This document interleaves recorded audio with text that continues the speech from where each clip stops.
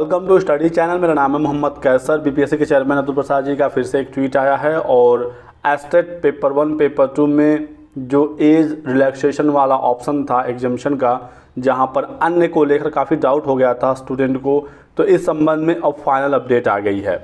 अब्दुल प्रसाद जी ने ट्वीट किया है कि अदर सब्जेक्ट का जो अननेसेसरी कन्फ्यूज़न बना हुआ है, इसके क्लैरिफिकेशन के लिए काफ़ी स्टूडेंट ने रिक्वेस्ट किया था, तब जाकर उन्होंने क्लैरिफिकेशन दिया था कि अन्य का मतलब अन्य विषय ही है और आपको विषय के आधार पर चयन करना था, ना कि आयु में छूट के आधार पर। आपने जिस विषय से एस्टेट का पेपर दिया है आप उसको सेलेक्ट करिए, उसमें जो एज में एग्जामिशन होगा, जो छूट होगा वो आपको मिल जाएगा। और आपको छूट चाहिए या नहीं चाहिए, आपको चयन सब्जेक्ट के हिसाब से ही करना है। तो इतनी जानकारी तो उन्होंने दिया था लास्ट के ट्वीट में ही, लेकिन जिन स्टूडेंट से गलती हो गई थी, जिनको छूट नहीं चाहिए था, उन्होंने अदर पर क्लिक कर दिया। बाद में वो अपडेट होकर अदर सब्जेक्ट यानी अन्य से वो अपडेट होकर अन्य विषय हो गया।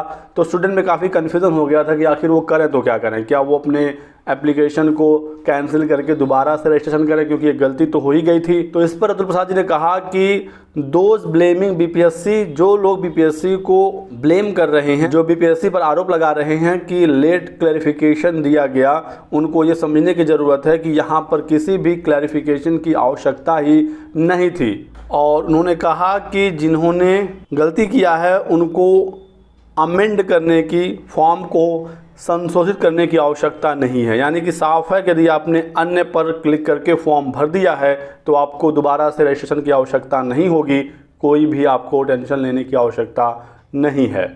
और आगे उन्होंने ये भी कहा कि बिना सोचे समझे बीपीएससी पर कोई आरोप लगाना, इसका परिणाम गंभीर हो सकता है। ठीक है, तो उन्होंने यहाँ पर चेताया भी है स्टूडेंट को कि बिना सोचे समझे हर बात पर बीपीएससी को आप लोग ब्लेम मत करिए। चीज़ों को पहले समझिए, सोचिए, उसके बाद कोई भी एक्शन लीजिए और अपने फॉर्म को लेकर आप खुद सीरियस रहिए और सोच समझकर ऑप्शंस को सेलेक्ट करिए। तो घुमा फिरा कर पूरा मतलब ये है कि यदि आपने विषय के आधार पर चयन किया है एस्टेट पेपर 1 या पेपर 2 में ऑप्शन, तो बिल्कुल सही है, कोई टेंशन है ही नहीं। यदि आपने अदर पर क्लिक कर दिया है, अपने विषय पर क्लिक नहीं किया है, तो ऐसे में भी समस्या नहीं होगी, अमेंडमेंट की आवश्यकता नहीं है। तो ये एक ट्वीट आया है, इससे छात्रों को राहत तो ज़रूर मिलेगी। फिलहाल इस वीडियो में बस इतना ही। वीडियो को लाइक करिएगा, चैनल को सब्सक्राइब कर लें और हमारे साथ बने रहें। Thanks for watching.